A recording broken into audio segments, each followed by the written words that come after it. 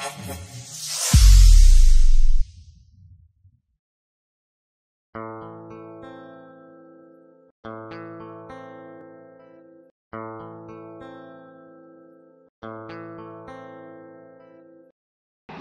warahmatullahi wabarakatuh. Selamat sore sahabat media NU dimanapun Anda berada. Alhamdulillah sore ini kita bisa bertemu.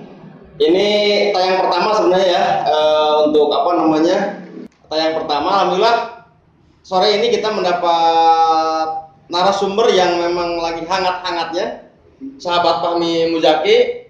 Siap. Posisi di HIPMI Ketua OKK. Ketua OKK, dan sahabat Peki Samsi Sebagai sekretaris. Ini dua orang ini pengusaha muda NU dua-duanya, alhamdulillah. Tapi kebetulan kemarin ini sahabat-sahabat kita semua pasti pernah dengar kemarin ketika Gubernur Jawa Barat mengeluarkan statement bahwa Musda HIPMI di Karawang adalah salah satu klaster penyebaran corona atau COVID-19 di Jawa Barat.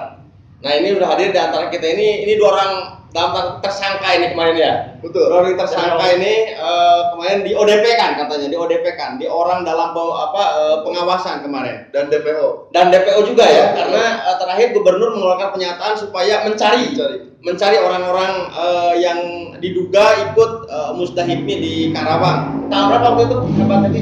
9. Kegiatan HIPMI itu tanggal 8 sampai tanggal 11. Tanggal 8 sampai tanggal 11. 8-nya ya, Fun Bike di Karawang, terus tanggal 9 sampai 11-nya kegiatan Musda. Jadi kan ini tuh meledak ketika Wakil Wali Kota Bandung ya. Bupati dulu. Bupati Karawang, kemudian Kang Yana, Wakil Wali Kota Bandung. Pertamanya itu kan klaster Musda HIPMI itu sebetulnya bukan dari kepala daerah, tapi dari kepala dinas. Oke. Kepala Dinas Provinsi Jawa Barat. Kalau tidak benar KUK ya, putus. Dan selanjutnya Stafsus Kang Emil, Stafsus yang disebut tim percepatan akselerasi ya, tim akselerasi percepatan pembangunan. Yang selanjutnya ASDA Provinsi Jawa Barat.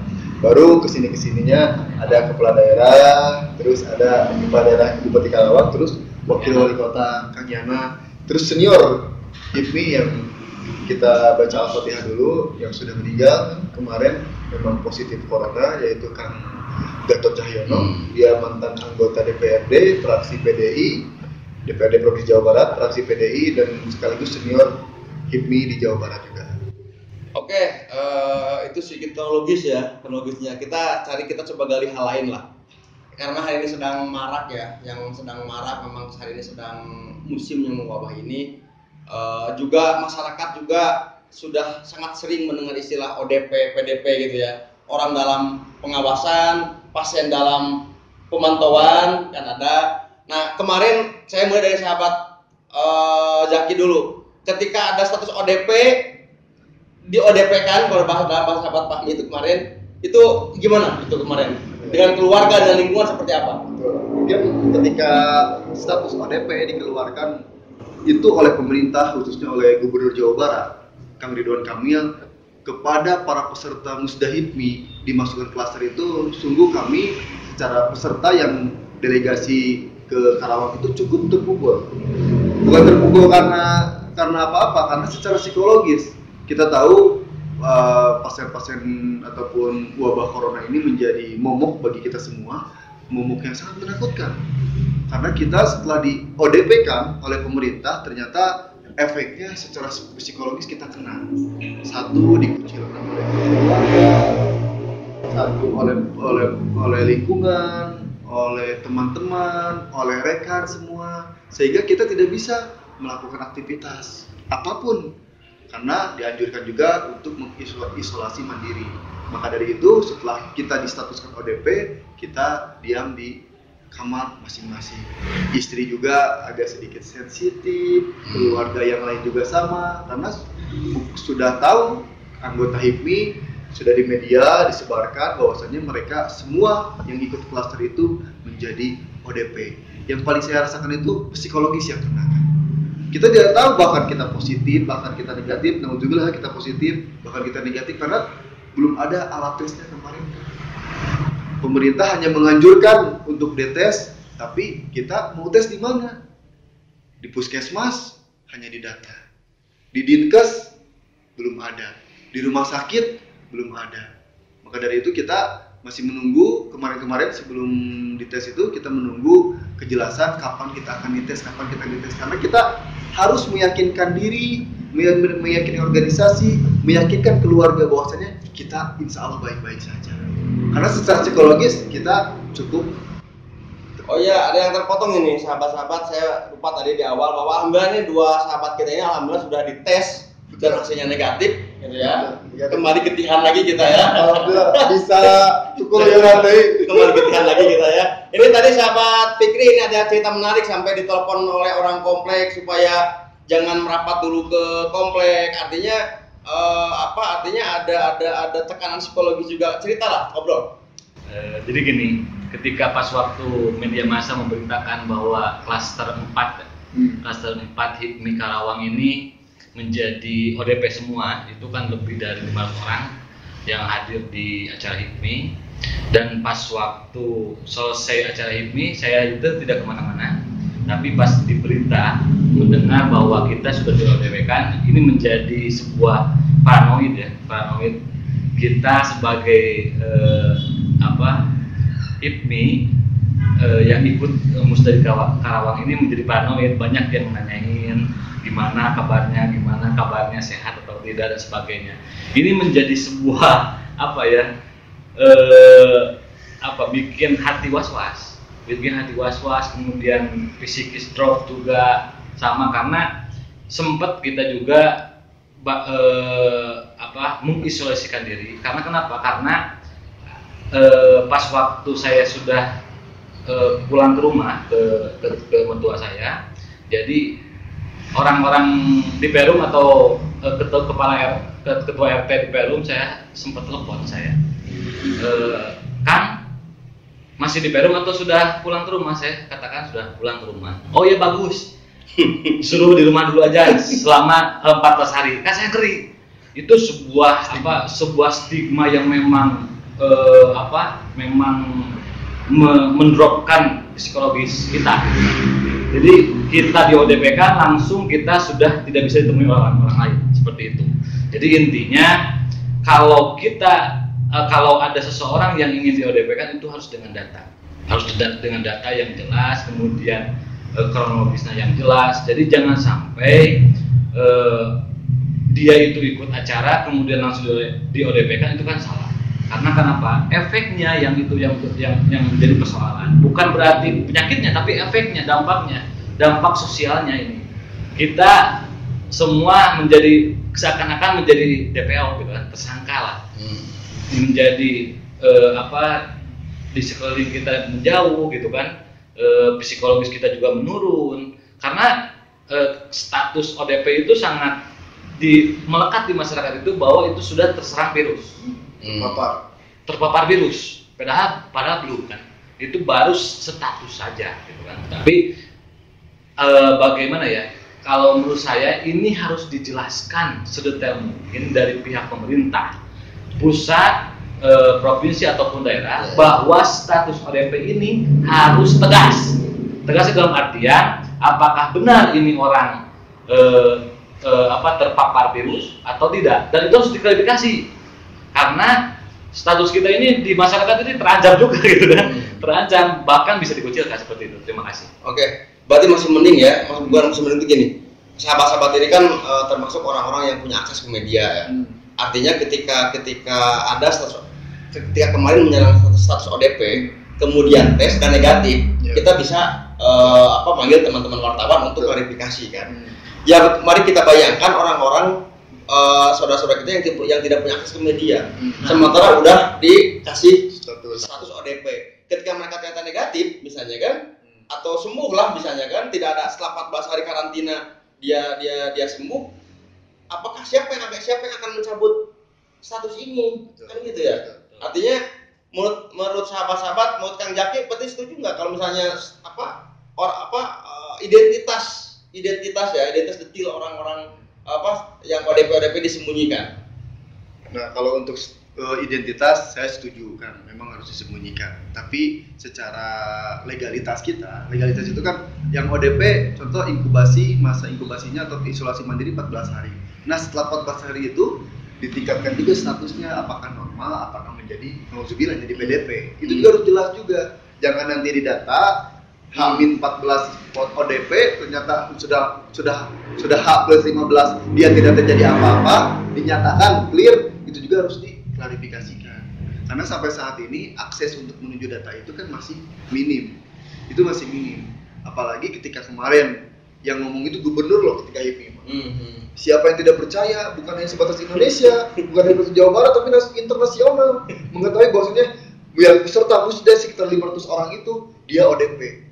Ditambah lagi DPO kan. DPO. Nah ini yang harus dicabut. Maaf saya harus klarifikasi kepada Pak Gubernur, ini dari rekan-rekan HIPMI dicabut atas kata-kata ODP dan DPO-nya ketika teman-teman sudah dinyatakan negatif.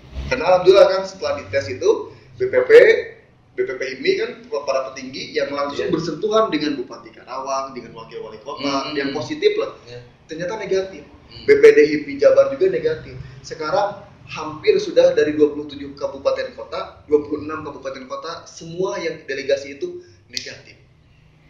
Dan kita harapkan, kita juga merasa risih kan, kita harus dikuntit biodata kita, terus dikuntit oleh pihak kepolisian, karena udah ada status ODP dan DPO dari pihak pemerintah, yaitu Gubernur Jawa Barat.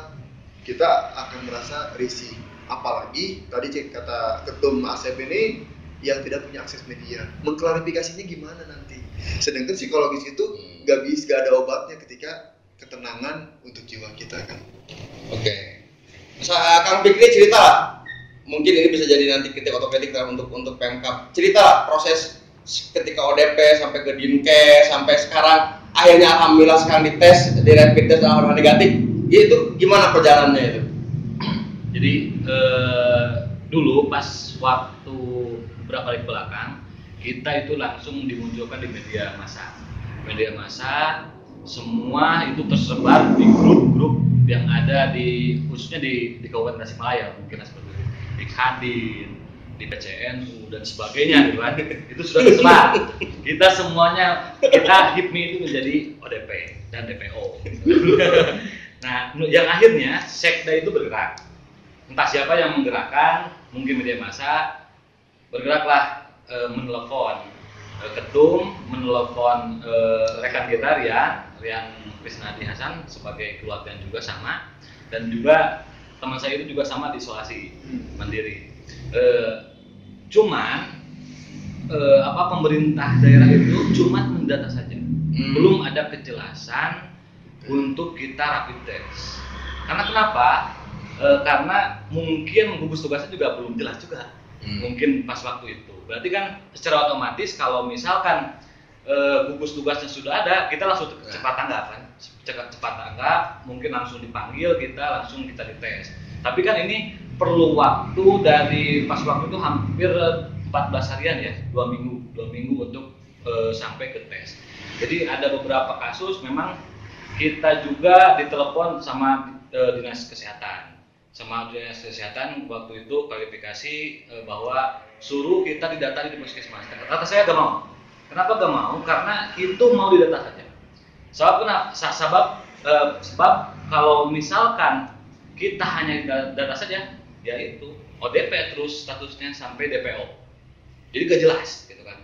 Nah, yang akhirnya kita sampailah ke obrolan dengan rekan-rekan untuk rapid test mandiri. Nah, kita mau beli alat rapid testnya itu seharga 12 juta. Itu isinya 40. Tapi belum bisa tapi belum bisa datang karena harus dipesan dulu. Harus ada alat kesehatan. Dan terus ada tim kesehatan juga. Kalau misalkan tidak didampingi dengan tim kesehatan itu tidak boleh. Karena takutnya kan tidak ada apa yang bertanggung jawab di situ. Nah, yang akhirnya kita koordinasi lagi dengan Dinkes. Bahkan teman-teman juga semuanya komunikasi dengan Dinkes. Ada yang langsung ke kepala dinasnya, ada yang ke kabinnya, dan semuanya dikomunikasikan. Tapi yang disuruh hanya sebatas komunikasi dengan puskesmas dan SMC. Saya kan nggak mau. Karena kenapa? Karena kalau misalkan di data saja itu kan bahaya juga gitu kan untuk nasib psikologi saya. Jadi di data itu Di data, hanya di data saja. Gitu. Misalkan gini, pemerintah itu memberikan langsung ini ada alatnya yang kemarin dinyatakan DPO oleh Pak Gubernur, kita langsung tes. Harusnya seperti itu, cepat tanggap gitu. Tapi untuk rekomendasi lain sangat lambat gitu, menurut saya gitu kan. Konsultasi beberapa dinas, padahal kan ketua-ketua di kita itu kan semuanya anggota dewan juga kan, orang-orang yang apa yang ya bayangkan lah, beberapa teman HIPMI ini kan anggota DPRD. betul. Saya juga tahu lah bagaimana kesulitannya loh. Levelnya Pak anggota dewan. Iya, betul. Anggota DPRD bayang tuh jelma biasa gitu. Anggota DPRD sulitnya luar biasa. Nah itu. Kok orang biasa, artinya ini mungkin refleksi juga untuk Pemkab ya, terutama Kabupaten Tasik untuk untuk lebih gugus tugasnya ini lebih cepat gitu, lebih serius mendeteksinya kan gitu. Iya. Kita juga kan udah komunikasi sama Pak Kadis, tidak pernah ada respon. Kadinkes ya? Kepala Dinkes sebagai kepala satuan gugus tugas kan nggak direspon, responnya ada di pihak SMC, ada memang direspon, tapi dia yang kembalikan lagi yang punya kewenangan itu dinas kesehatan. Ya, jadi sebagai gugus tugas ya. Gugus tugas. Memang kita juga mau menekan siapa ya, karena ini perintah pemerintah, tapi pemerintah sendiri tidak siap untuk apa yang diperintahkannya, kan ngeri juga kan. Gagap ya, seperti gagap ya pemerintah kita ini ya. Ya semoga ke depan lebih baik lah. Oke. Sebelum kita tutup nih, sahabat-sahabat, pertama ya kita bersyukur lah ya. Alhamdulillah sudah negatif, sudah bisa kembali dengan istrinya. Soalnya ini pengantin baru ini. Jadi alhamdulillah 14 hari negatif, ke 15 hari positif itu. Nah, ya itu alhamdulillah betul. Itu negatif, positif istri, alhamdulillah positif hamil. Oke, closing statement lah sebelum kita tutup ini. Dari sahabat Fahmi Mzaki dulu, silakan, gimana nih untuk kedepannya? Ya, jadi kita berharap saja untuk semua elemen, baik itu pemerintah, masyarakat, kita saling bahu membahu. Kita gotong royong untuk kemanusiaan. Bagaimana melawan virus corona ini? Bagaimanapun virus corona ini menjadi musuh bersama. Bagaimana dia bisa melumpuhkan sistem imun kita dan melumpuhkan sistem ekonomi kita. Dua-duanya itu penting. Imun itu bisa mematikan, kalau ekonomi bisa mematikan orang-orang menjadi kelaparan. Nah ini juga menjadi kewajiban terutama bagi pemerintah. Kita berharap cepat tanggap untuk bisa mencari solusi atas kekalutan ini. Kita berharap teman-teman juga masyarakat semua yang kita saling menjaga. Dengan apa? Menjaga diri masing-masing, tidak keluar rumah. Social distancing itu harus sangat-sangat diperlukan. Dan titip pesan bagi orang-orang yang di luar Kabupaten Tasikmalaya, dimohon untuk berdiam diri dulu lah di tempat masing-masing. Karena saya rasakan ketika hari ini gubernur mengeluarkan instruksi lagi bagi yang mudik di DPO kan buat apa? ODP di ODP kan buat apa? Hanya menimbulkan sakit hati saja. Kita ke rumah tapi diisolasi mandiri selama 14 hari, itu juga menjadi sebuah persoalan bagi kita.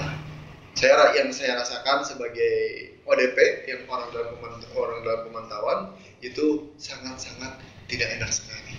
Dan itu tidak ada obatnya. Kecuali apa? Kecuali kita sudah dites dan dinyatakan kita negatif. Itu mungkin. Oke, sahabat Begri. Sebagai penutup mungkin gini ya, kita intinya untuk masalah COVID-19 ini jaga jarak, jaga kebersihan, terutama cuci tangan. Ini yang paling penting. Sebelum masuk ke rumah itu harus bersih, ganti baju, mandi dan sebagainya. Terutama itu. Yang kedua, untuk masalah perekonomian, mudah-mudahan ini cepat COVID-19 ini cepat berlalu, wabah ini, karena sangat membunuh para pengusaha-pengusaha di daerah.